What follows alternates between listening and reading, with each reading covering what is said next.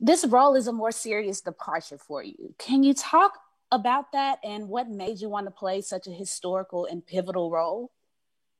It's actually this was just, of course, the times are very important, and to have the opportunity to play such an iconic figure as Reverend Abernathy was an honor just to even be thought about in that role. And so to have Barry and the filmmaker, everybody to think of me as possibly playing this role was very important. And so I actually had gotten cast to play Dr. Reverend Abernathy before, and so in a movie that kind of dropped out at the time.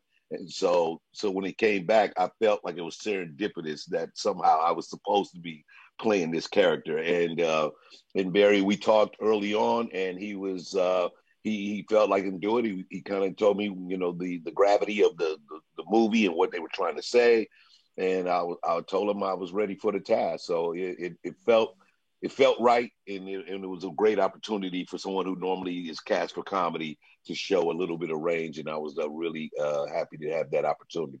Absolutely. You did a phenomenal job. I enjoyed every scene that you exuded his presence very well. Thank you. And Barry, I want to say that you did an amazing job. I'm actually born and raised in Mississippi. So I Okay. felt all of the vibes. Oh, I okay. think that you Okay. nailed everything. So I wanted to know what what prompted you to pick Cedric before you even Okay, what go prompted me to go pick ahead. that? It wasn't. I thank my lucky stars that Cedric the Entertainer was willing to do this role. I mean, it was just like when they said Cedric's interested. I thought, how did that happen? It's really, Divine. yeah, divine. I mean, it wasn't like Well, let me think. Like, will he audition? I mean, I didn't do anything like that. But also, we shot those scenes in the First Baptist Church in Montgomery, Ralph Abernathy's church. We shot there. So where, the podium that Cedric stood behind is the same that Reverend Dr. Ralph Abernathy stood behind. The doorway Amazing. he addressed the reporters was the doorway. The doorway Rosa Parks stopped Bob to say you've got to make a choice, was exactly the doorway that the real Rosa Parks said to the real Bob Zellner. So, I think that might have helped a little bit, right? Right? Yeah, Being in the place. That is yeah. beautiful. Yes, being in that place definitely weighs in on that, I'm sure. And I definitely want both of you guys' opinion on with the current situation and the climate of the world right now. I think you guys are right on time with this movie. So, how do you feel being so on time with the times?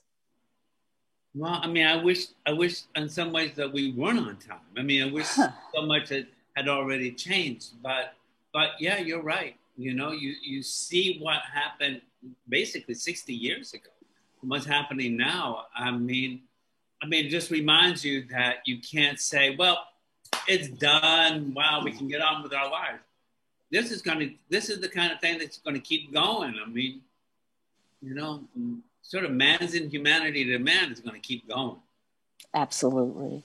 Well, Yeah, guys, I think that I think the idea of I said in this fight for justice and fight against injustices, it takes everyone involved, and I think the idea that we use the term, the modern term is allies, and Mm-hmm. people are riding in the march, and you see that this is really still the case constantly. So this racial divide in this country is sincere. I think this movie shows the depths in which it goes and the choices that people have to make in order to fight against it. That this guy was literally, Bob was raised in a family of bigoted people, and grandfather, his father broke the chain, and then he, as a younger generation, had to try to break that chain.